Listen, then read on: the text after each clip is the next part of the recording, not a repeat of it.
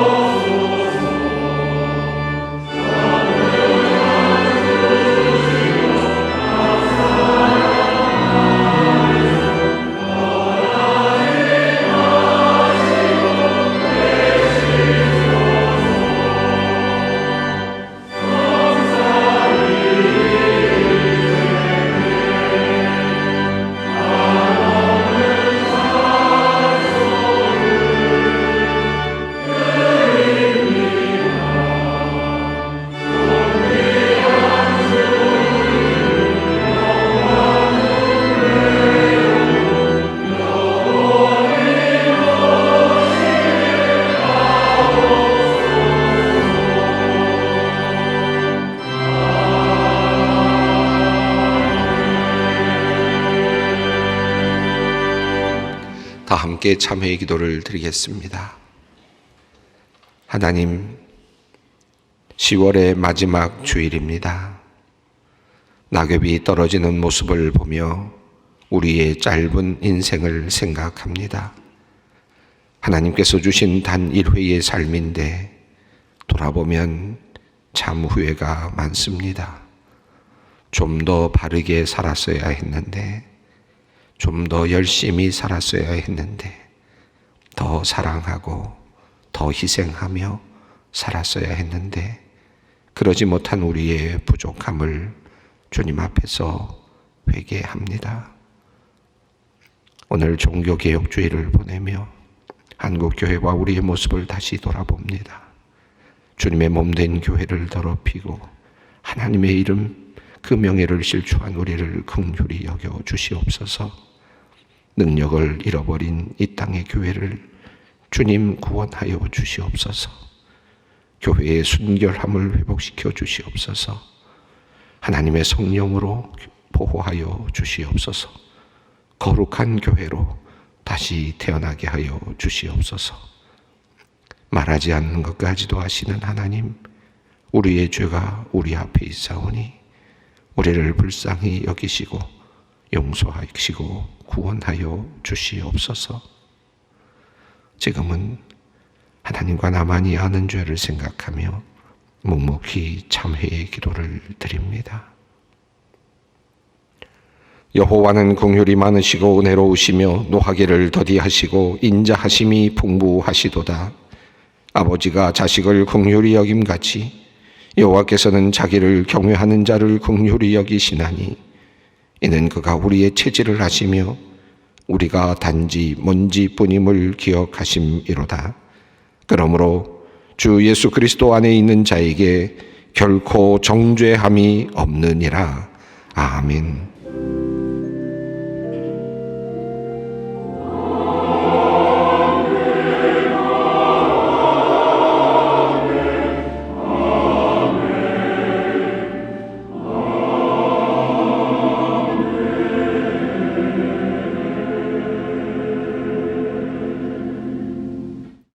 오늘 우리에게 주시는 하나님의 말씀은 구약성경 역대하 29장 36절 말씀입니다. 역대하 29장 36절 말씀입니다. 이 계시의 말씀을 봉독할 때 다 함께 살아계신 하나님의 음성을 들을 수 있기를 바랍니다. 이 일이 갑자기 되었으나 하나님께서 백성을 위하여 예비하셨으므로 히스기야가 백성과 더불어 기뻐하였더라. 아멘. 오늘 종교개혁 기념주일로 지키는 날입니다. 1517년 종교개혁이 있었으니까 올해로 꼭 505주년이 되는 그런 날입니다. 늘 반성하고 또 새롭게 되었던 한국교회의 모습을 생각하는 그런 날이기도 합니다. 종교개혁을 통해서 개혁교회 또는 프로테스탄트 교회, 개신교회라고 하는 교회가 탄생을 하였죠. 그때는 처음 종교개혁이 일어날 때는 정말로 새로운 교회였고 또 이 사회에 대안을 주는 그런 교회였습니다. 과연 505년이 지난 오늘 우리 개신교회는 이 세상에 빛이 되고 있는가, 대안이 되고 있는가, 희망이 되고 있는가 다시 한번 묻게 되는 오늘입니다. 초기 한국의 복음이 전해지고 기독교가 소개될 때만 하더라도 기독교는 사회에 희망을 주는 종교였습니다. 여인들이 남성의 부속물처럼 여겨지던 그런 시대에, 인간적인 대우도 제대로 받지 못하던 시대에 여성들이 하나님의 사랑받는 자녀라는 사실을, 그 정체성을 심어주었고, 그리고 그 이후로 예수를 믿는 사람들 중에 위대한 여성 지도자들이 배출되게 되었습니다. 또한 여성과 종들 그리고 양반들이 함께 모여서 예배를 드리는 놀라운 일이 일어난 것이 한국교회였고, 당시 최하층민이었던 백정이 장로가 되기도 하는 일이 일어난 곳이 바로 교회였습니다. 그리고 백정의 아들이 우리나라 최초의 의사가 되고 독립운동가가 되는 일도 일어난 곳이 바로 교회였습니다. 일제치하에서 대한독립 만세를 부르며 3.1운동을 주도했던 자리에도 교회가 있었습니다. 하지만 오늘날 한국교회는 참으로 암울한 처지에 놓여 있습니다. 교회에 대한 사회의 신뢰도는 땅바닥으로 그렇게 떨어졌고, 젊은이들은 교회 다니는 친구들을 외계인처럼 취급하는 바로 이것이 오늘의 현실이 되고 말았습니다. 오늘날 우리가 처한 기독교의 현실을 하나씩 나열하는 것은 아마도 불필요한 일이 될 것 같습니다. 한국교회 이런 무기력한 모습 앞에서 우리는 과연 어디로 가야 하는가라는 질문을 던지게 됩니다. 종교개혁을 이룬 교회, 이런 개신교회는 왜 위기 가운데 지금 처해 있는가라는 질문도 던져보게 됩니다. 그리고 우리는 이러한 교회의 위기를 어떻게 극복할 수 있을까라는 질문도 던져보게 됩니다. 오늘 종교개혁주의를 맞이하여서 우리는 일찍이 종교개혁을 단행했던 성경의 인물 히스기야를 한번 집중해 보려고 합니다. 그리고 그를 통해 일어난 종교개혁의 의미, 그리고 그의 모습 통해서 우리가 무엇을 배울 수 있을지를 한번 생각해 보고자 합니다. 히스기야는 유대 남왕국의 13대 왕입니다. 악한 왕이었던 아하스를 이어서 이제 새로운 왕이 되었습니다. 그때 나이가 25살입니다. 이후 그는 29년 동안 나라를 다스렸습니다. 성경에 보면 하나님께서 좋게 보셨던 왕으로 그렇게 묘사되어 있습니다. 열왕기하 18장은 그에 대하여 이렇게 묘사합니다. 히스기야가 이스라엘 하나님 여호와를 의지하였는데 그의 전후 유다 여러 왕 중에 그러한 자가 없었으니 곧 그가 여호와께 연합하여 그에게서 떠나지 아니하고 여호와께서 모세에게 명령하신 계명을 지켰더라. 여호와께서 그와 함께 하심에 그가 어디로 가든지 형통하였더라. 그렇게 히스기야에 대하여 묘사하고 있습니다. 특별히 그가 행한 일 중에서 두드러진 하나님을 기쁘시게 한 일은 바로 성전을 깨끗하게 하는 성전 개혁이었습니다. 그는 왕이었음에도 불구하고 성전에 대하여 관심을 가졌고 성전을 깨끗하게 하는 일에 주력하였습니다. 이 내용이 있는 본문이 바로 오늘 본문이 있는 말씀입니다. 오늘은 짧은 구절을 읽었지만 사실은 연관되어 있는 본문이 굉장히 길게 펼쳐져 있습니다.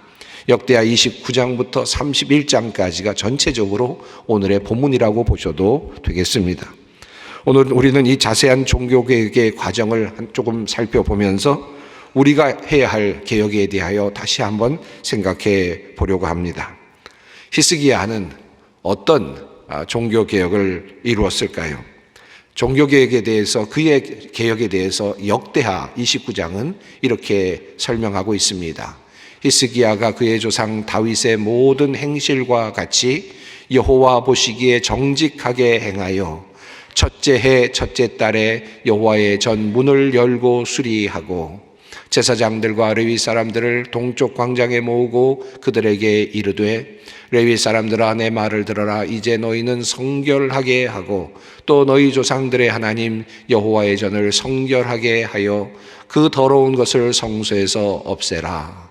이렇게 명령합니다. 제일 먼저 히스기야가 한 일은 닫혔던 성전의 문을 여는 것이었고, 그리고 성소 안에 있었던 더러운 것들을 제거하는 일이었습니다. 아버지 아하스 왕 때의 성전문은 닫혀 있었고 그 안에는 온갖 이방 제의와 관련된 물건들이 가득 들어 있었던 것 같습니다. 예배를 드리던 레위인과 제사장들은 예배를 멈춘 지가 오래되었고 있었습니다. 이제 히스기야는 레위인들을 부르고 그들을 향하여서 이제 성전 안에 쌓여있는 먼지들을 제거하고 그 안에 있었던 더러운 것들을 제거하라고 그렇게 명령을 하였습니다. 히스기야의 이러한 개혁을 간단히 설명하고 있는 열왕기서에서는 이 내용을 이렇게 설명하고 요약하고 있습니다. 히스기야가 그의 조상 다윗의 모든 행위와 같이 여호와께서 보시기에 정직하게 행하여 그가 여러 산당들을 제거하며 주상을 깨트리며 아세라 목상을 찍으며 모세가 만들었던 놋뱀을 이스라엘 자손이 이때까지 향하여 분향함으로 그것을 부수고 느후스단이라 일컬었더라 라고 되어 있습니다. 열왕기하 18장에 있는 내용은 아주 짧게 히스기야의 개혁을 이렇게 요약을 한 것입니다. 당시에 이스라엘에는 이방신을 섬기는 산당들이 있었고 아세라의 목상들이 있었고 주상들이 널려 있었음을 알 수 있습니다.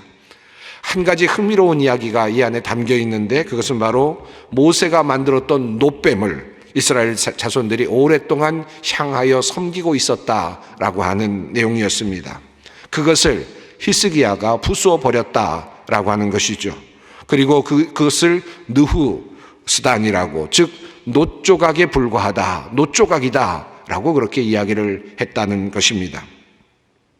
광야에서 이스라엘 백성들이 하나님의 은혜로 바로 독사에 물렸다가 살아난 사건이 있었죠. 그때 하나님께서는 모세를 통하여 놋뱀을 만들라고 하시고 놋뱀을 높이 들게 하셨습니다. 그리고 그 뱀을 쳐다보는 사람들이 낫겠다, 살겠다라고 말씀하셨습니다. 놀라운 광야에서의 사건이었습니다. 그리고 그것을 본 사람들이 살아났죠. 아마도 그 이후로 그 놋뱀은 아마 신성시 되었던 것 같습니다. 놋뱀의 형상을 만들어서 많은 시간이 흘렀음에도 불구하고 이스라엘 백성들은 그 놋뱀을 숭상하고 그것을 경배하고 있었던 것입니다. 하나님께서 그들을 구원하여 주시고 하나님께서 그들을 살려주셨건만 이스라엘 백성들은 그 배후에 계시는 하나님을 놓친 채 놋뱀만을 바라보고 있었던 것을 우리가 성경을 통해서 알게 됩니다. 그들은 지금 하나님을 잃어버리고 도리어 뱀만을 보고 있는 형국이 되었습니다. 그때 히스기야는 그 놋뱀을 부수어 버렸다라고 하는 것입니다. 그리고 이것은 그저 놋조각에 불과하다라고 그렇게 말하였다라고 하는 것입니다. 진정한 종교개혁자의 모습이라고 할 수 있겠습니다. 중세시대 종교개혁이 일어나던 중세의 모습은 어떠했겠습니까? 교회는 시간이 지나면서 점차 교회 안에 불필요한 것들이 자리 잡기 시작했고, 그리고 또한 하나님이 아닌 것들이 숭배되고 숭상되는 일들이 일어나고 있었습니다. 성전이 그러했듯이, 또 히스기야 당시에 그 성전 안에 있었던 것들이 그러했듯이 중세교회도 그러했습니다. 유한하고 그리고 불완전한 사람들이 살아가는 곳에서 흔히 일어나는 그러한 일입니다. 중세교회에서도 하나님만을 예배하던 자리에 하나님 대신에 다른 형상들이 자리하기 시작을 했습니다.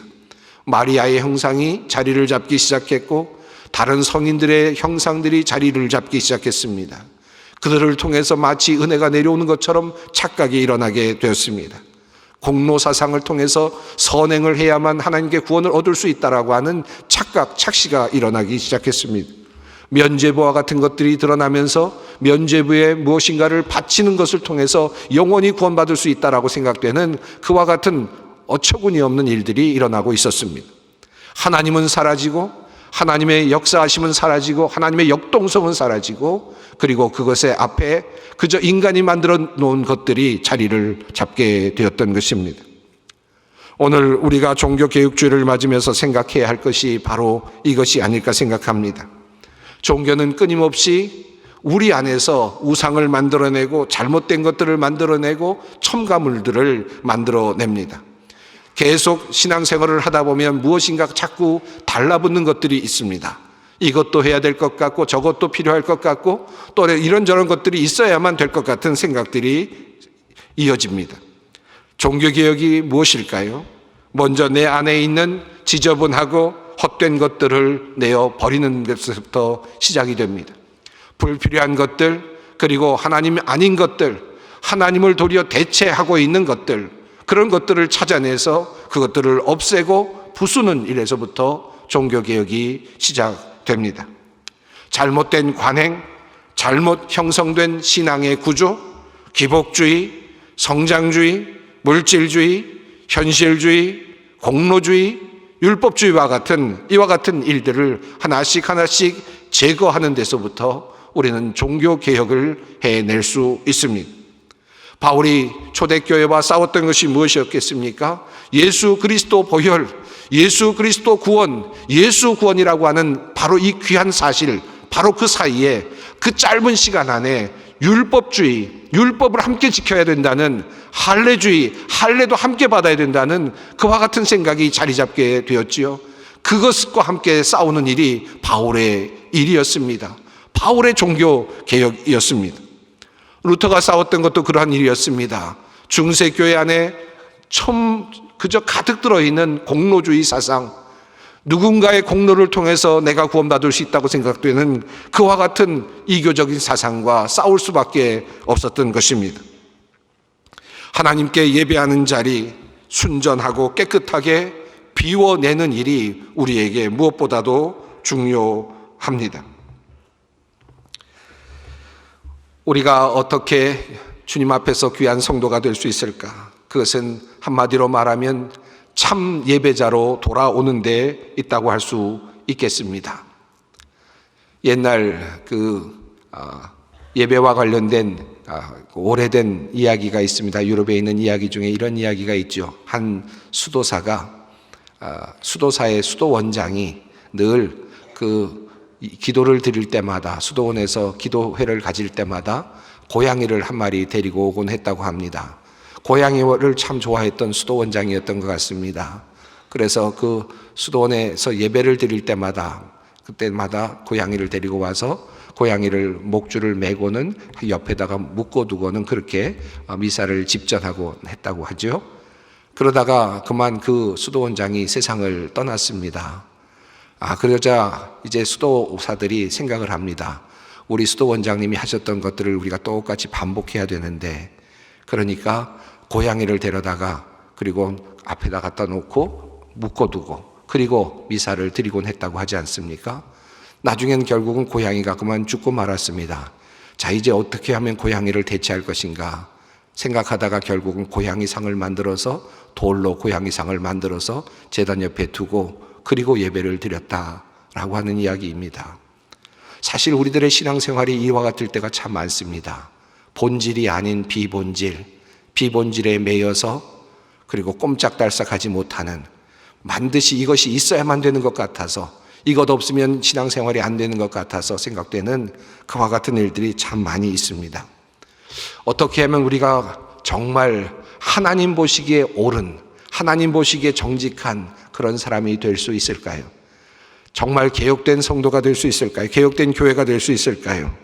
지금까지 우리 안에 덧붙여져 온 많은 것들, 본질적이지 않은 것들, 허탄한 것들, 잘못된 생각들, 사고들을 내려놓고 오직 하나님에게 집중하는 데 있을 것입니다. 이것이 우리가 해야 할 개혁의 모습입니다. 두 번째로 히스기야의 개혁에서 배울 수 있는 것이 있습니다. 그것은 또 조금 전에 말씀드린 것과는 조금 또 구별되면서 본질과 비본질을 구별해낼 수 있는 능력입니다. 역대하 30장을 보면 히스기야가 성전을 정화한 후에 이스라엘 백성들을 모아서 함께 제사를 드리는 장면이 나옵니다. 그 과정이 3장에 걸쳐서 자세하게 소개가 되고 있습니다. 우선 이미 망한 북이스라엘 백성들까지 사람들을 보내서 초청을 합니다. 함께 모든 12지파가 함께 예배를 드리자고 제안을 하는 것입니다. 그리고 그들이 정말 돌아오는 모습들이 나타납니다. 참으로 놀라운 일이었습니다. 이미 당시 북이스라엘은 이미 망한 상태였습니다. 나라가 멸망한 상태였습니다. 많은 피난민들이 남쪽으로 내려오고 있었을 그때에 남유다 왕이었던 히스기야는 모든 사람들을 초청해서 함께 제사를 드리자고 합니다. 이미 성전은 깨끗하게 정화가 되었습니다. 자, 그리고 이제 함께 유월절 예식을 드리려고 하는데, 절기를 드리려고 하는데, 그만 시간을 보니까 정화를 하는데, 성전을 정화하는 데만 16일이 걸렸습니다. 내부를 정리하는데 8일이 걸렸고, 그리고 외부를 정리하는데 8일이 걸리고 말았습니다. 6월절 날짜인 14일이 그만 훌쩍 지나가 버린 것입니다. 시간을 맞출 수 없게 되었습니다. 이제 제사를 드리는 날짜를 놓쳤으니까 다시 제사를 드리려면 1년을 기다려야 하는 상황입니다. 히스기야 왕은 함께 어떻게 할지를 논의합니다. 그리고 민수기 9장에 나오는 예외 조항을 집중해서 보게 됩니다. 부정한 자들이 예외적으로 한 달 후에 제사를 드릴 수 있다는 그와 같은 조항을 다시 확인하면서 그것과는 맞지는 않지만, 그러나 다음 달 14일에 유월절을 지키기로, 절기를 지키기로 결정하였습니다. 한마디로 말하면 율법을 넘어서는 결정을 했던 것입니다. 왕과 백성들은 모든 지파들을 통일할 수 있는 방향으로 율법을 재해석했습니다. 하나님의 마음을 따라가기로 작정했던 것입니다. 율법이 아니라 정신을 따라가기로 정했던 것입니다. 이러한 일은 이후의 모든 사건들 속에서도 계속해서 나타납니다. 드려지는 예물이 너무나도 많았습니다. 성별된 제사장의 숫자는 너무나도 적었습니다. 제사장들이 그 모든 제물들의 가죽을 벗겨야 했는데 그 가죽들을 일일이 벗길 수 있는 형편이 되지 못하였습니다. 율법으로는 반드시 제사장들이 그것을 해야만 했지만, 그러나 그럴 상황이 되지 못하자 성결한 레위인들이 함께 나가서 가죽 벗기는 일에 동참을 합니다.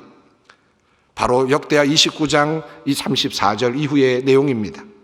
또한 그리고 이어서 성전에서 제물을 바치는 사람들이 미처 성결하게 되지 못한 상태에서 제사를 드려야 되는 상황이 있었습니다. 제사를 드리는 사람들은 율법에 따르면 스스로 그 제물을 잡는 일을 해야만 했습니다. 그런데 그 일을 할 수가 없는 상황이었습니다. 성결케 되기 위해서는 또 다른 시간이 필요했기 때문입니다. 거기에 참여할 수 없는 사람들이 많았습니다. 그러자 레위인들을 다시 뽑아서 그들이 그 제물을 드리는 사람들을 대신해서 제물을 잡을 수 있도록 그렇게 만들어 주었습니다. 역대하 30장 17절 이하의 말씀입니다. 그리고 성결하지 않은 채로 백성들이 급하게 제물을 먹는 일이 또한 발생하게 되었습니다. 이것은 참으로 난처한 일이었습니다. 이미 재앙을 담보하고 있었던 일이었기 때문입니다. 부정한 사람이 제물을 먹게 되면 하나님께서는 분명히 진노하시고 그들을 벌하실 것이 분명합니다. 히스기야는 이제 하나님 앞으로 나아가서 그들을 용서해달라고 간절히 하나님 앞에 기도하기 시작했습니다. 율법을 어겼기 때문이었습니다. 그러나 그들은 살아계신 하나님을 온전히 섬기기를 원하면서 그렇게 했던 것입니다. 하나님께서 그들의 죄를 용서하시고 그들을 풀어주십니다. 한결같이 율법을 어기는 일들이었습니다. 단단한 율법, 벗어나오지 못할 것 같은 그러한 법에서부터 나오는 일들이었습니다. 그러나 그들의 목적은 하나였습니다. 살아계신 하나님을 예배하기 위함, 살아계신 하나님을 온전히 예배해야 되겠다라고 하는 일념만이 있었을 뿐이었습니다. 왜 이런 사실을 성경은 숨기지 않고 있을까요? 왜 도리어 그것을 드러내고 있을까요? 그들이 율법을 어겼다는 사실을 왜 드러내고 있습니까? 후세 사람들이 만약에 이 일을 읽고 이 사실을 안다면 다음 사람들도 이와 같은 일들을 할 수 있지 않겠습니까? 위험성이 충분히 있지 않겠습니까? 도리어 성경이 이것을 숨기는 것이 더 맞지 않았을까요? 이례적인 사건으로서 숨겨놓는 것이 더 바람직하지 않았을까요? 그러나 성경은 이 사실을 분명하게 드러내고 있습니다. 바로 그것은 히스기야의 개혁이 바로 어떤 특별한 법에 매이는 것이 아니라 바로 형식이 아니라 바로 정신을 따라가는 데 있었음을 우리에게 알려주기 위함입니다. 시간이 지날수록 우리는 무엇인가에 자꾸 매일 때가 있습니다. 우리를 위해 만들어진 법이 도리어 우리를 묶어둘 때가 꽤 많이 있습니다. 법을 따지는 공동체는 건강하지 않다라고 하는 말이 있지 않습니까? 법으로 호소할 수밖에 없는 사회는 사실은 불행한 사회가 아닐 수 없습니다. 히스기야의 종교개혁은 율법을 넘어서 하나님의 마음 앞으로 나아가는 것이었습니다.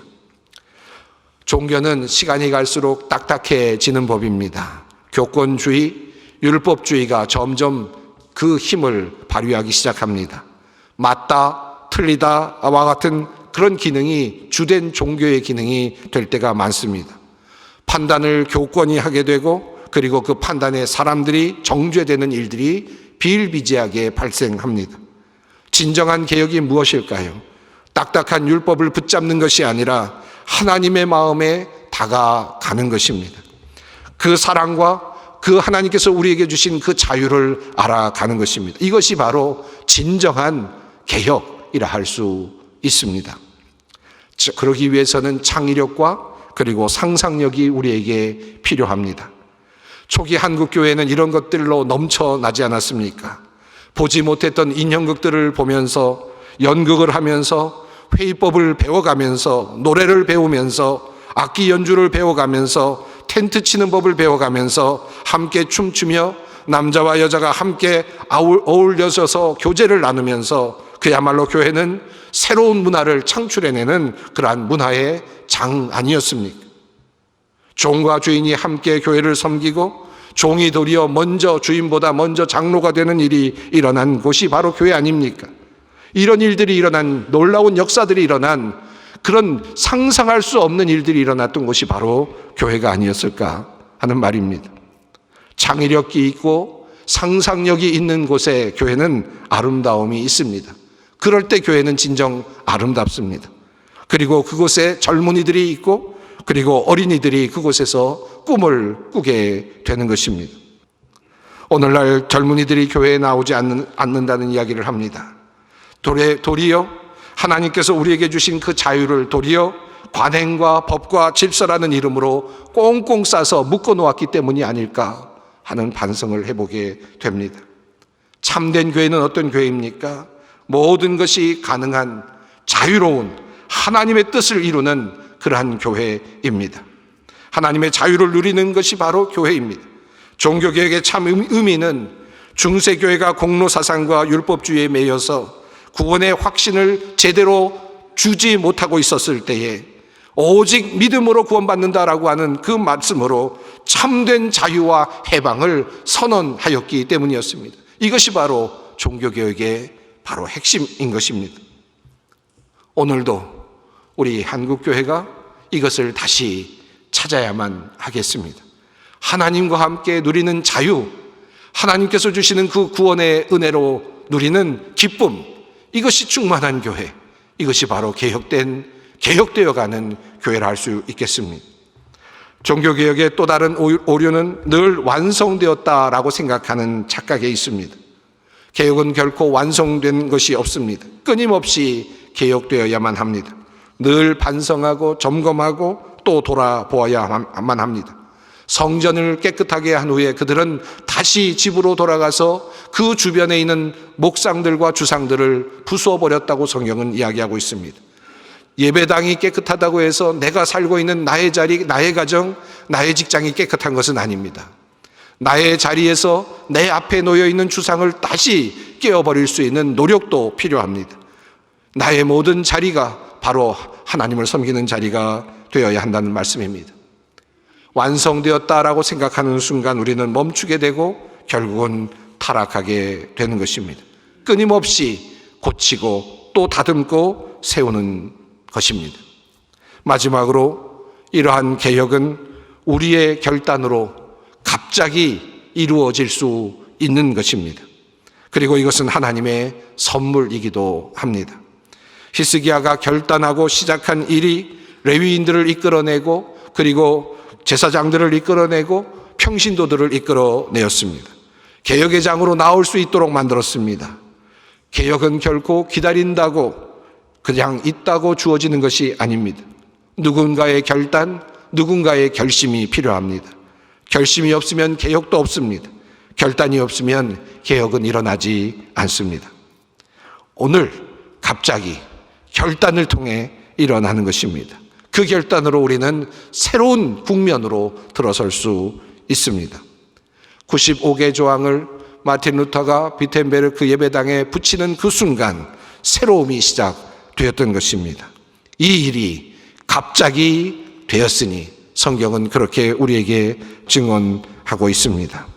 그리고 개역 성경은 이런 사람들을 가리켜 히스기야를 가리켜 여호와 보시기에 정직하게 행하였다라고 말합니다. 새 번역은 이렇게 번역합니다. 주님께서 보시기에 올바른 일을 하였다라고 말합니다. 주님께서 보시기에 올바른 일을 하는 사람, 바로 그 사람이 진정한 개혁자입니다. 우리 모두가 그런 개혁자 되기를 간절히 바랍니다. 함께 기도하겠습니다. 거룩하신 하나님, 하나님 앞에서 올바른 모습으로 서기를 원했던 히스기야의 행적을 돌아보며 우리가 가야 할 길을 다시 봅니다. 개혁을 했다고 자랑하던 개혁교회가 다시 고쳐야 할 것, 내어버려야 할 것이 많이 쌓여 있음을 보며 우리 자신 안에도 그러한 신앙의 불순물들이 있음을 확인합니다. 주님, 버릴 것 버리게 하시고 도려낼 것 도려내게 하시며 오직 하나님의 마음을 기쁘시게 하는 참된 종들 되게 하여 주시옵소서. 예수님의 이름으로 기도드립니다. 아멘. 다 함께 이제 찬송가 585장 찬송을 부르겠습니다.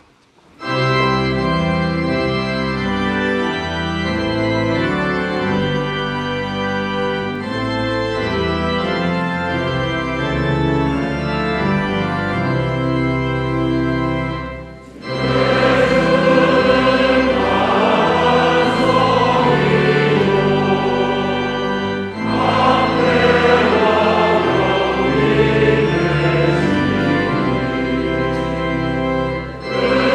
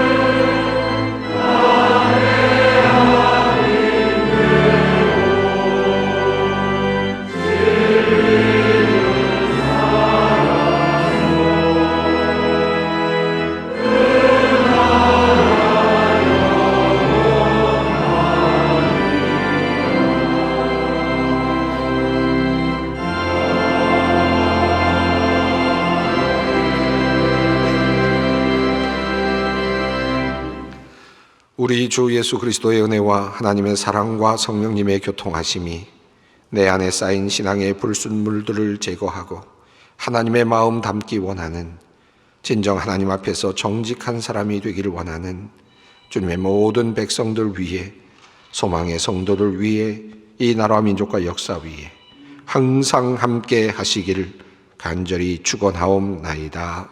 아멘.